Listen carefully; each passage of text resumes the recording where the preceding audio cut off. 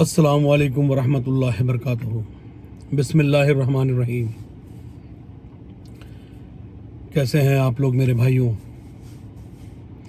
जैसा कि बार बार मेरे द्वारा आपको बताया जा रहा है कि आदम सेना जो है पूरे हिंदुस्तान के मुसलमानों को मुत्तहिद करने का एक मिशन चला रही है, और इस मिशन के तहत हम सारे मुसलमानों से ये अपील कर रहे हैं, उनसे मिल रहे हैं, जगह जगह जाकर, कई शहरों में जाकर, जहाँ जहाँ पर आदम सेना की टीम काम कर रही है। लगभग 650 से ज़्यादा शहरों में आदम सेना की जो टीम काम कर रही है, सबसे मिला जा रहा है, सबको समझाया जा रहा है कि मुसलमानों अपने फ़िरके को अपने मस्जिदों तक और अपने घरों तक रख दो,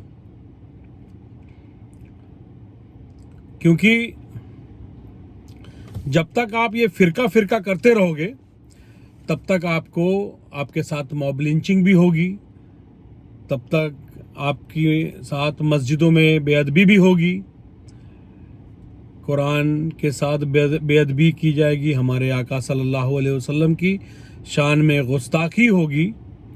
और हमारे यहाँ जो अपने आप को लीडर समझते हैं, जो सेकुलर पार्टियों के लीडर हैं, जो खुद को लीडर समझते हैं, खास करके हमारे मुस्लिम समाज से,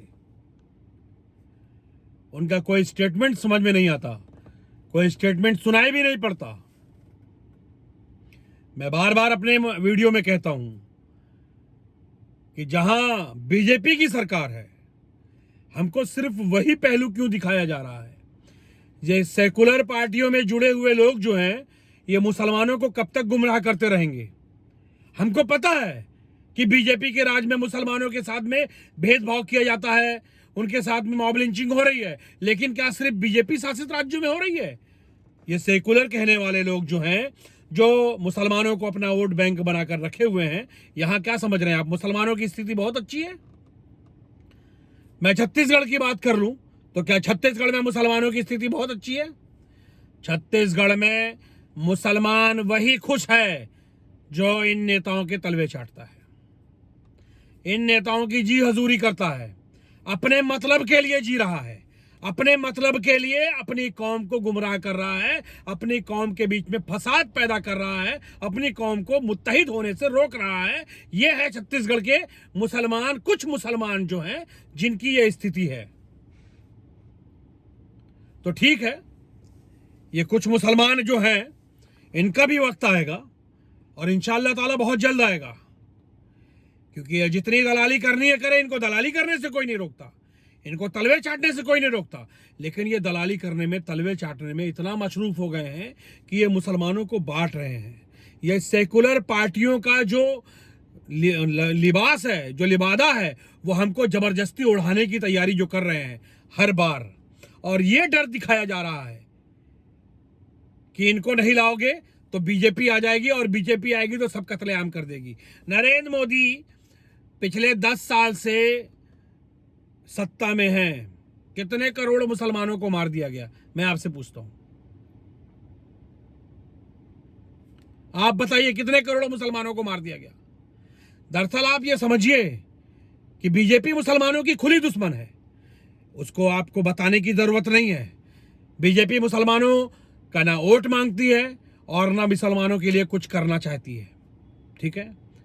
लेकिन उसके बाद भी बीजेपी मुसलमानों के लिए उतना ही करती है जितना ये सेकुलर पार्टी हमारा 90%, 100% वोट लेकर मुसलमानों के लिए करते हैं सरकारी खजाने से।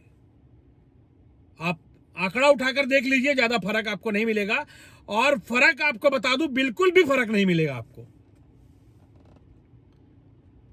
तो ये जो भ्रम पैदा किया जा रहा है मुसलमानों के अंदर में कि बीजेपी आएगी तो ये कर देगी, इसका सबसे बड़ा रीजन बताऊं?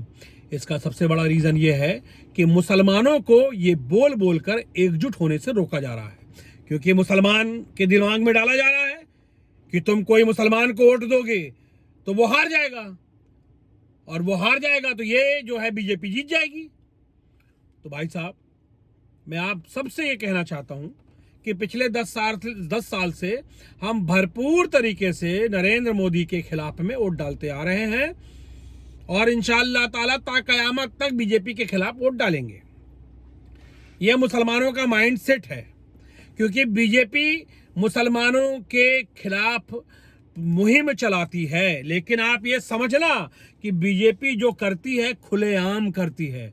लेकिन जिनको आप वोट देते हैं, जो ये सेकुलर पार्टी के नेता हैं, जो मुसलमानों को अपने आप को मुसलमानों का हितैषी बताते हैं, चाहे ममता बनर्जी को ले लो बंगाल में, चाहे लालू यादव और नीतीश कुमार को ले लो बिहार में, चाहे शिबू सोरेन और कांग्रेस को ले लो झारखंड में, चाहे एमपी में कांग्रेस को ले लो, चाहे छत्तीसगढ़ में कांग्रेस को ले लो, चाहे महाराष्ट्र में शिवसेना एनसीपी और कांग्रेस को ले लो, चाहे जम्मू कश्मीर में ले लो, चाहे क्या बोलते हैं आप कर्नाटका में कांग्रेस को ले लो। आप हर जगह पर जहां पर भी जाएंगे, जो सेकुलर पार्टी अपने आप को सेकुलर का ढोंग करने वाले ये जो लोग हैं, खुद को सेकुलर बताने वाले ये लोग हैं, ये मुसलमानों को किस तरीके से गुमराह कर रहे हैं आप समझना।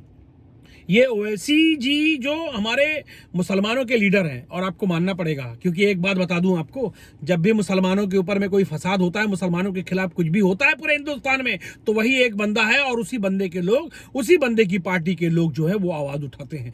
बाकी किसी भी सेकुलर पार्टी के मुसलमानों के मुंह से आवाज तक नहीं निकलती। छत्तीसगढ़ में दंगा हुआ, 2 मुसलमान मारे गए, एक को 1 रुपए का मुआवजा सरकार की तरफ से अभी तक नहीं दिया गया है, लेकिन उसकी चापलूसी और तलवे चाटने वाले लोग कुछ भी बोलकर मुसलमान को गुमराह करेंगे। और आपको बता दूं, छत्तीसगढ़ में भी अगर मुसलमान जो है कांग्रेस को वोट नहीं देगी ना, तो कांग्रेस की बैंड बच जाएगी। 20 सीटों में ये जिंदगी में कभी नहीं जीत पाएंगे, ये मर जाएंगे तो नहीं जीत पाएंगे, शहरी क्षेत्रों में खास करके।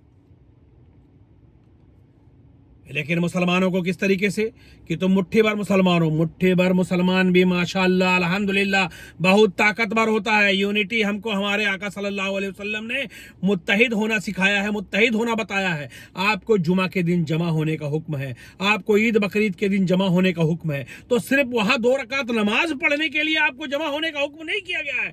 आपको इसलिए जमा करने का हुक्म दिया गया है ताकि आप वहां बैठो, आप आओ वहां पर और आकर अपने शहर के लोगों की, अपने इर्द गिर्द के मुसलमानों की जो परेशानियां हैं उस परेशानियों पर बात हो, समाज किस तरीके से पीछे हो रहा है उस पर बात हो और उस पर काम हो, और समाज को आगे बढ़ाने के लिए कोई भी मिशन चलाया जाए, कोई मुहिम चलाई जाए, कोई रूपरेखा तैयार की जाए।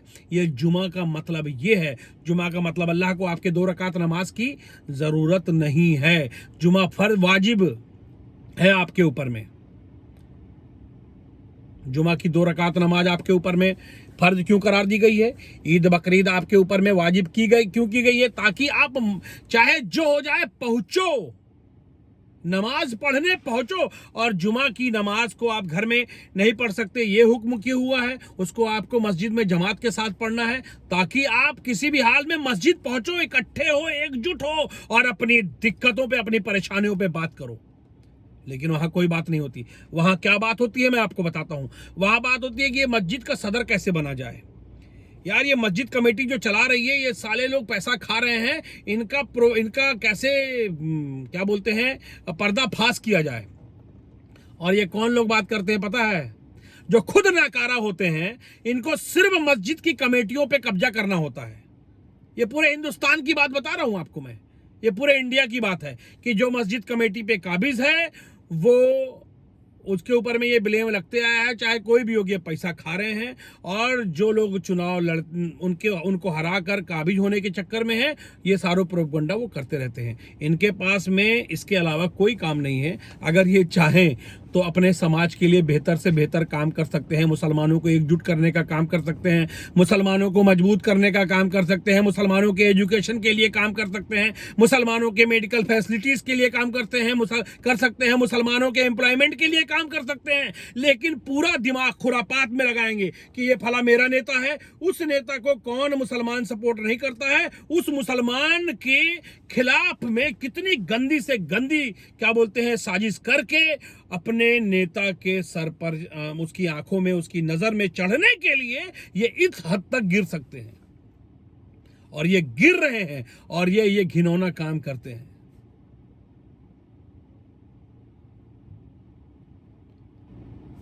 आप ये एक बात बता दूं, और ये जो मुसलमानों को फंसाने का काम जो मुसलमान करते हैं ना, ये एक बाप की औलाद नहीं होते, ये दोगले होते हैं। ये पता नहीं कितने बाप की औलाद होंगे ये, जो एक मुसलमान किसी मुसलमान को खुश नहीं देख सकता, उसको आगे बढ़ते नहीं देख सकता, ठीक है, उसको फंसाने के लिए सोचते रहता है, उसको किसी ना किसी तरीके से कमजोर करने की साजिशें करते रहता है, तो वो मुसलमान नहीं, वो मुनाफिक है, वो दोगला है, वो समाज ऐसे लोगों से ही कमजोर हुआ है। आप ये बताइए, अभी बिहार में मैं लेटेस्ट घटना बता दूं, ज्यादा दूर जाने की जरूरत नहीं है। अभी गोपालपुर में मस्जिद के सामने जबरदस्त तरीके से जय श्री राम का नारा ये मस्जिद के सामने ही खड़े होकर क्यों लगाते हैं, और लगाते हैं तो वहां पर तो सेकुलर पार्टी की सरकार है ना, तो इनके पिछवाड़े में डंडा मार के इनको क्यों नहीं बोली कि विवाद मत पैदा करो, तुम जय श्री राम का नारा बिल्कुल लगाओ, ये अगर तुम्हारा नारा है, तुम्हारा धार्मिक नारा है, तुम्हारी आस्थे की बात है, तो तुम जो है उकसाओ मत। और मस्जिदों पे ये पत्थरबाजी जो करते हैं, इनके खिलाफ क्या कार्रवाई हो रही है? तो मुसलमानों को उकसाया क्यों जा रहा है? मुसलमान क्या करें? मुसलमान जो हिंदुस्तान के, और ये जो कई राजनीतिक पार्टियां बोलती हैं 20 करोड़ 30 करोड़ मुसलमान हिंदुस्तान में 40 करोड़ से कम नहीं है, ठीक है, और मुसलमान भी जानते हैं ये बात सरकार भी जानती है, सही से आंकड़ा बताती नहीं है, क्योंकि मुसलमान को आईना दिखाने के बराबर हो जाएगा कि मुसलमान अपनी ताकत समझ जाएगा। और आपको मैं बताऊं, आज यूपी में अगर मुसलमानों की तादाद नहीं है तो कैसे 140 विधानसभा जीतने की औकात रखता है मुसलमान? आप ज्यादा दूर मत जाइए, राजस्थान, जहां मुसलमानों की तादाद बहुत कम है, राजस्थान में, फिर भी अगर वहां पर ईमानदारी से मुसलमान जो है मुसलमान को सपोर्ट करे तो लगभग 35 से 40 सीट मुसलमान जीतेगा, मतलब 35 से 40 विधायक जो है वो मुसलमान बनेगा। क्यों नहीं बन रहा है? बिहार की बात ले लें, 22% मुस्लिम आबादी है वहां पर, और 9% 10% वाले जो है लालू यादव की पार्टी, लालू यादव 9% 10% के यादव वोट के दम पे मुख्यमंत्री बनने का सपना देखते हैं, नीतीश कुमार मुख्यमंत्री बनने का सपना देखते हैं, और मुसलमान 22% होकर भी वहां पर किसी पद पर बैठने का सपना तक नहीं देखते हैं। मुसलमान सिर्फ और सिर्फ वोट बैंक बने हुए हैं। अरे यार, 22% हो, आप अगर जीत के लाओ विधायक, लोग आपसे गठबंधन करेंगे, आप मजबूत तो हो जाओ, अपने आप को मजबूत तो करो। कब तक तलवे चाटते रहेंगे हम लोग इनका? ये सेकुलर के ढोंग करने वाले लोग ये हमारे लीडर नहीं है, याद रखना, क्योंकि जब आपको मारा काटा जाता है तो ये चुप्पी साध लेते हैं, क्योंकि इनको मालूम है कि अगर ये बोलेंगे तो इनका vote bank, Hindu vote bank खसक जाएगा। हाँ, कोई राजनीतिक षड्यंत्र होता है तब ये जरूर बोलते हैं, फला पार्टी बीजेपी ने ऐसा करवाया, उस पार्टी ने ऐसा करवाया, ये जरूर एक दूसरे के ऊपर में लांछन लगाते हैं। लेकिन जब किसी मुसलमान की मॉब लिंचिंग होती है तो उस पर बात नहीं करते, मस्जिदों पे हमला होता है उस पर बात नहीं करते हैं, मुसलमान बच्चियों को क्या बोलते हैं, मुर्तद किया जा रहा है, मुसलमान बच्चियों को भगवाला और ट्रैप में फंसाया जा रहा है, ये उस पर बात नहीं करते हैं। कुरान शरीफ के साथ बेअदबी की जा रही है, कुरान शरीफ को फाड़ा गया अभी, ये उस पर बात नहीं करते हैं। एक दानिश अली जो है उसके ऊपर बात हुई तो कितने सड़क पर, आप ये बताइए मुझे, कि उसको संसद में कटुआ कहा गया, मुल्ला कहा गया। ये जो रमेश भिदुड़ी है, इसकी औकात थी, अगर दानिश अली को चाहिए था, अगर वो मर्द था तो उसको चाहिए था कि जहां उसको कटुआ बोला जा रहा है, जहां उसको क्या बोलते हैं, मुल्ला बोला जा रहा है, वो अपने पैर का जूता निकाल के और उस रमेश भिदुड़ी के ऊपर में 10-15 जूते मार देता। और इतना दम नहीं है तो सांसद क्या करने के लिए बने हो बे?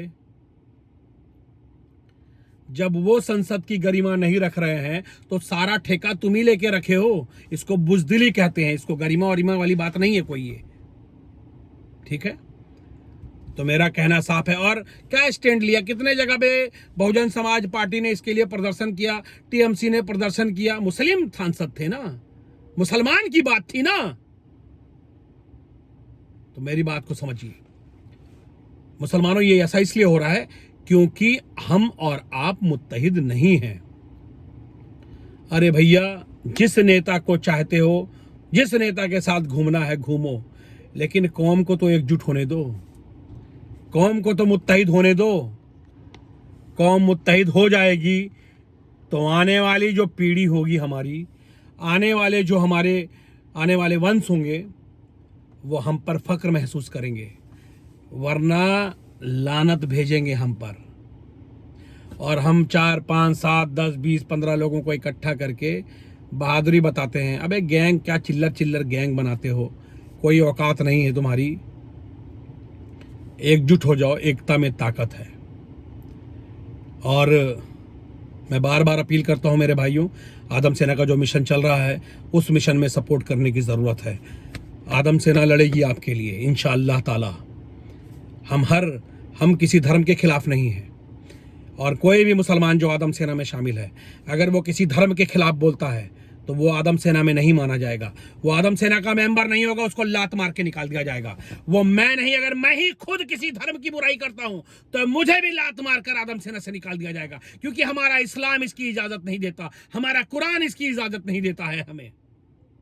लेकिन हमारा कुरान और हमारा इस्लाम, हमारा दीन हमको इसकी इजाजत भी नहीं देता है कि कोई हमारी मस्जिदों की बेअदबी करे, कोई हमारे आका की शान में गुस्ताखी करे। यहां मुसलमानों को काट दिया जा रहा है, उन पर काटने वालों पर केस दर्ज नहीं होता है, और यहां पर एक डीजे में नारा लग जाता है कि गुस्ताखे नबी की एक ही सजा, सर तन से जुदा, सर तन से जुदा। ये एक क्या बोलते हैं नारा लग जाता है तो 30-30, 40-40 लोगों को जेल भेज दिया जाता है। क्या हो रहा है? इसका सबसे बड़ा रीजन है हिंदुस्तान की दूसरी सबसे बड़ी जो कम्युनिटी है, मुस्लिम कम्युनिटी, वो इतनी बिखर चुकी है। लालू यादव के नाम पे बिखरी है, कांग्रेस के नाम पे बिखरी है, टीएमसी के नाम पे बिखरी है, तो क्या बोलते हैं अपने नीतीश कुमार के नाम पे बिखरी है, शरद पवार के नाम पे बिखरी है, शिबू सोरेन के, हेमंत सोरेन के नाम पे बिखरी हुई है। सब बिखरे हुए हैं। एकजुट हो जाओ, मुत्तहिद हो जाओ। आप ये याद रखना, मैं बार बार आपको कह रहा हूं कि कांग्रेस और ये जितनी सेकुलर पार्टियां हैं, ये आपको विधायक का टिकट जरूर देंगी, ये आपको सांसद का टिकट जरूर देंगी, लेकिन ये आपको लीडर बनने कभी नहीं देंगी, क्योंकि आपकी लीडरशिप जो है इनको खटकती है। क्योंकि अगर आप लीडर बन जाओगे तो आप बोलने लग जाओगे, आप अपने हक के लिए खड़े होने लग जाओगे, आप मुसलमानों को एकजुट करने लग जाओगे। और इसीलिए मैं कहता हूं कि अल्लाह के वास्ते मुसलमानों, अपनी कौम से अपने लीडर को चुनो, अपनी कौम से अपना लीडर तलाश करो, एक दूसरे के खिलाफ मत करो, एक दूसरे पे उंगली मत उठाओ, एक दूसरे पे लांछन मत लगाओ। अल्लाह के ऊपर यकीन रखो, जो बुरा होगा उसके साथ बुरा सुलूक होगा, जो अच्छा होगा उसके साथ अच्छा सुलूक होगा। लेकिन कम से कम मुत्तहिद तो हो जाओ, एकजुट तो हो जाओ। जो आप आज मुसलमानों को जगह जगह मॉब लिंचिंग किया जा रहा है, क्या समझ रहे हो? सिर्फ बीजेपी शासित प्रदेशों में मॉब लिंचिंग हो रही है, राजस्थान में मॉब लिंचिंग नहीं हो रही है जहां कांग्रेस की सरकार है, बंगाल में मॉब लिंचिंग नहीं हो रही है जहां टीएमसी की सरकार है, छत्तीसगढ़ में मारा नहीं गया जहां कांग्रेस की सरकार है, महाराष्ट्र में मॉब लिंचिंग नहीं हो रही है जहां क्या बोलते हैं अभी इसके पहले कांग्रेस की सरकार थी, अभी बीजेपी की सरकार है। तो बीजेपी के राज्य में भी जो हो रहा है, कांग्रेस के राज्य में भी तो वही हो रहा है। टीएमसी और जितनी सेकुलर पार्टियां हैं, इनके सत्ता में भी तो यही हो रहा है जो बीजेपी के राज्य में होता है। बस फर्क ये है कि बीजेपी खुल के करवाती है, खुल के सपोर्ट करती है, और कांग्रेस जो है आपके पीठ में छुरा घोंपती है, कांग्रेस और जितनी सेकुलर पार्टियां हैं। क्योंकि इनको आपका वोट चाहिए, आपकी लीडरशिप नहीं चाहिए। लालू यादव और तेजस्वी यादव की औकात नहीं है कि वो मुख्यमंत्री बनने का सपना देख लें, क्योंकि वहां पर हम अक्सरियत में हैं। 22% की आबादी है हमारी, यादवों से ज्यादा आबादी है हमारी, उसके बाद भी हम वहां मुख्यमंत्री तो छोड़ दो, विधायक बनने के लिए तरस जाते हैं। हमारे वहां सिवान के शेर, बिहार के शेर शहाबुद्दीन मोहम्मद साहबुद्दीन साहब को क्या बोलते हैं, बगैर इलाज के एक मतलब इतने घटिया ट्रीटमेंट की वजह से उनका इंतकाल हो गया। अल्लाह रब्बुल इज्जत उनकी मगफिरत फरमाए। हमारे यहाँ वो शेर थे, उनके दम से आपको क्या लगता है कि अगर वो संसद में होते तो रमेश भिदूड़ी या कोई और इदूड़ी भिदूड़ी के अंदर में इतनी औकात होती कि वो किसी मुसलमान को मुल्ला कहकर बोल देते, कटुआ कहकर बोल देते? आप सोच सकते हो? नहीं सोच सकते कभी। मेरे भाइयों, आप ये समझ लो, अगर एकजुट नहीं हुए तो जो अभी लाशें उठा रहे हो और कमर कस लो, आपको ये लाशें उठानी पड़ेंगी, आगे भी उठानी पड़ेंगी। आप क्या सोचते हो, ये जो सेकुलर पार्टी है, आपको लास्ट जब चुनाव आता है तो उसके 6 महीने पहले आपको तेल लगाना शुरू करती है। आप इनके लिए सब कुछ हो जाते हो, आपके लिए लड़ना शुरू कर देंगे, आपके लिए बोलना शुरू कर देंगे।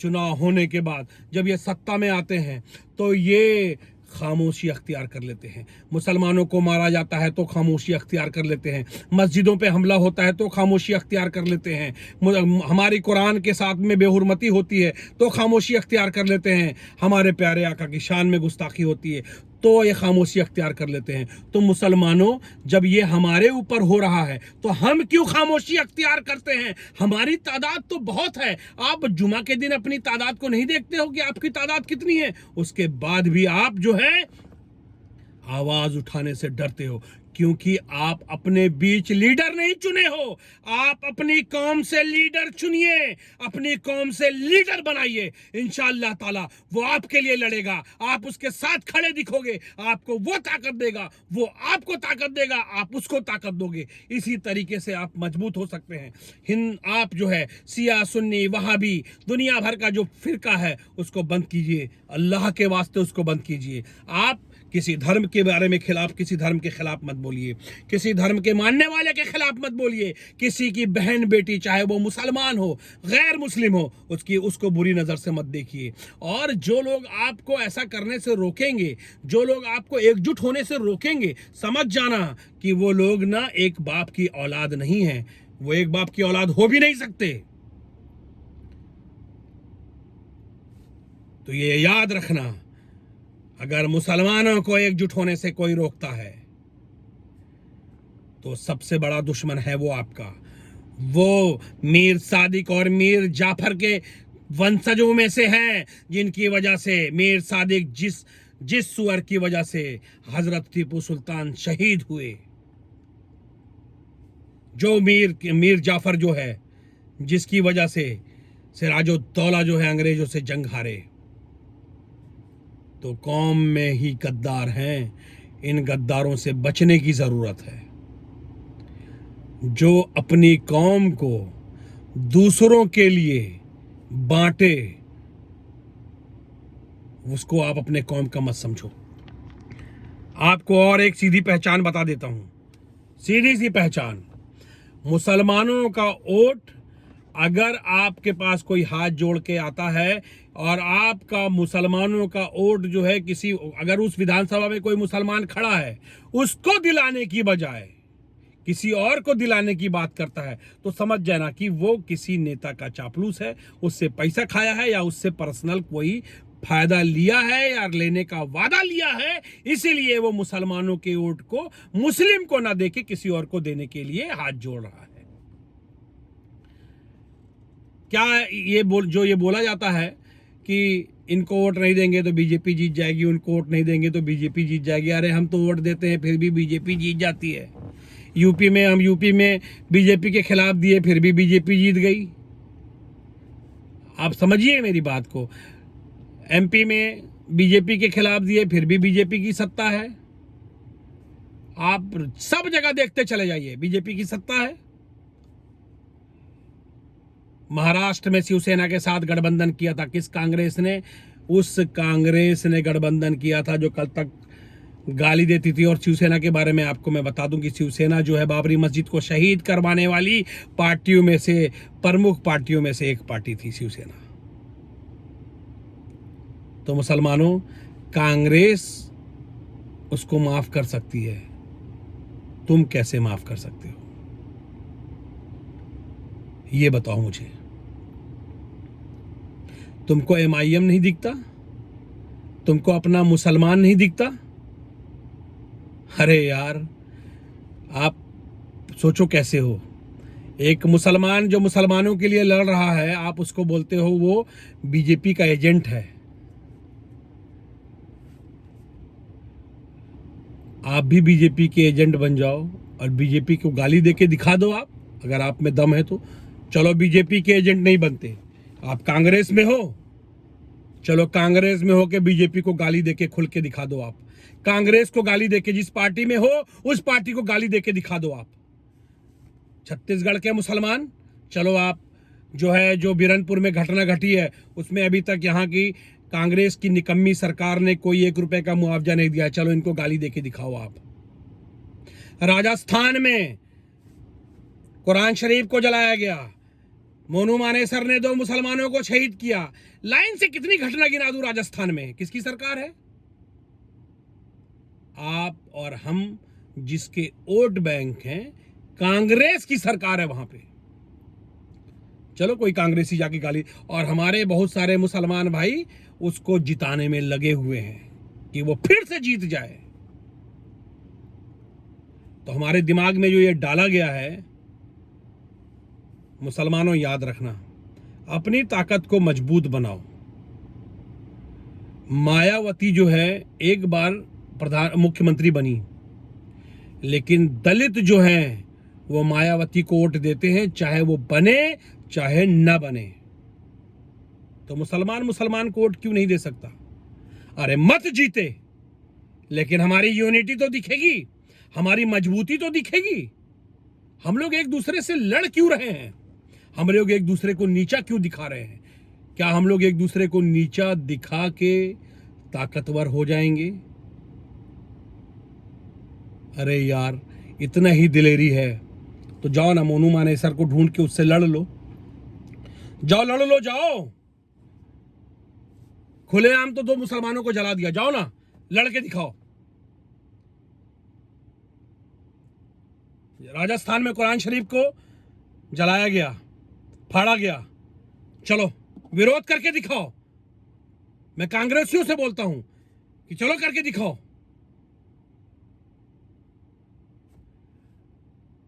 ना मैं कांग्रेसी हूं, ना मैं बीजेपी वाला हूं, ना मैं कोई पार्टी वाला हूं, ना मैं सपा वाला हूं, ना मैं टीएमसी वाला हूं, ना मैं बसपा वाला हूं।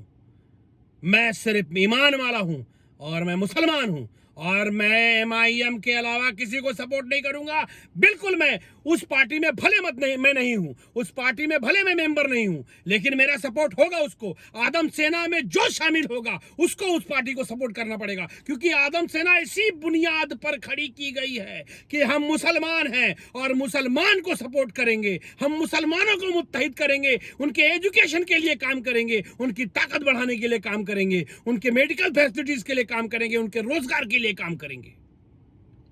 और ये कब कर पाएंगे? जब हम मुत्तहिद होंगे, जब हम एकजुट होंगे। और एकजुट होने के लिए हमको एक दूसरे की बुराई करना बंद करना पड़ेगा। मेरे भाइयों, हो सकता है गुस्से में या जज्बात में मेरे मुंह से कुछ गलत निकला हो, कोई बात ऐसी निकली हो जो आपके दिल को ठेस पहुंचाए, तो मैं अपने आका सल्लल्लाहु अलैहि वसल्लम को हाजिर नाजिर जानकर, अल्लाह पाक को हाजिर नाजिर जानकर मैं आप लोगों से माफ़ी मांगता हूं, मेरे मुसलमान भाइयों, अगर मेरी वजह से आपको, क्योंकि आपका दिल अगर मेरी वजह से दुखेगा और आप अगर हक पर हैं, तो मुझे मेरा रब भी माफ़ नहीं करेगा जब तक कि आप लोग मुझे माफ़ नहीं करेंगे। तो मेरी आपसे गुजारिश है कि अगर मुझसे कोई गलती हुई है, खता हुई है, मेरे मुसलमान भाइयों, मेरी वजह से आपके दिल को ठेस पहुंचा है, मेरी कोई बात आपको ख़राब लगी है, तो उसके लिए मैं माफ़ी चाहता हूं। मुनाफिकों को छोड़कर, यजीदियों को छोड़कर,